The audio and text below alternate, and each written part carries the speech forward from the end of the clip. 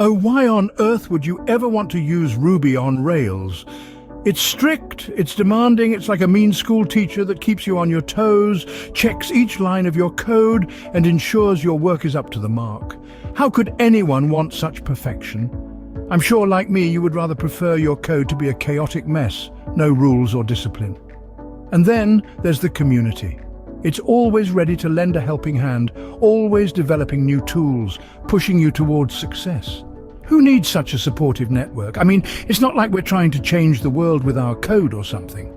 I'd rather be alone, stuck in the Stone Age, banging my head against the keyboard.